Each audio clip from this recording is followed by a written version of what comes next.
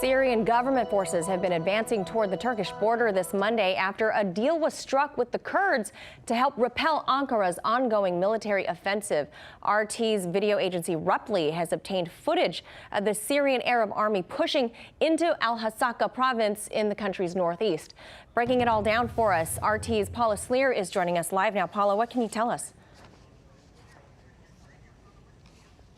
Well, we're witnessing a strategic, important difference playing out on the ground in northern Syria. A major shift happening there after an agreement was reached between the Kurdish authorities and the Damascus government that they would work together to stop the Turkish offensive. Now, we're hearing from Syrian state media that Syrian forces have been advancing to the north of the country, that they've entered the town of Manbij in northeastern Syria, which is some 60 kilometers away from the strategically important Kurdish-held border town of Kobani.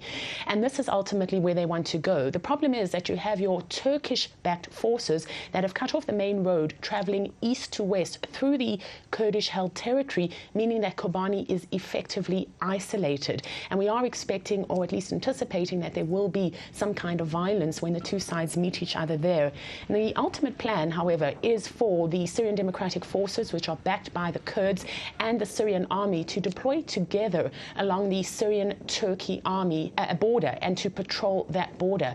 This is hugely significant because what you're witnessing is the Syrian forces joining with the Kurdish forces and being allowed to enter Kurdish enclaves that they haven't been to for years. It comes as European powers, including Germany and France, warn about the humanitarian implications of the Turkish offensive. Now, Turkey has said that this is an anti-terrorist operation, but the opposite sides call this, and I'm quoting, Turkish aggression. And so the European countries, such as Germany and France, have decided to halt the supply of weapons, and there's even talk of possible sanctions. Now, Paula, there are also unconfirmed reports of potentially hundreds of relatives of foreign ISIS members fleeing a prison compound. But Turkey says that that is disinformation. Can you tell us more about that? What's the truth?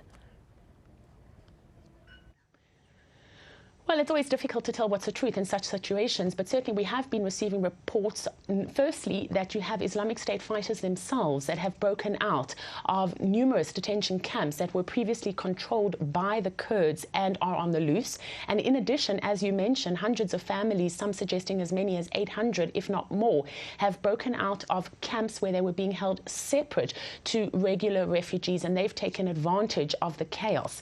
But the Turkish President Erdogan has called all of this fabrications. He says that this is merely to drum up sentiment and fear against the Turkish offensive, which he insists is an offensive that is aimed at rooting out terror. All right, still a developing situation. Paula Slier, live for us with all the details. Thank you so much. Hey YouTube, thanks for checking out our channel. We hope you enjoyed the video. We have tons of content for you just like this. For more of RT America's one-of-a-kind news and analysis, be sure to subscribe and never stop questioning more.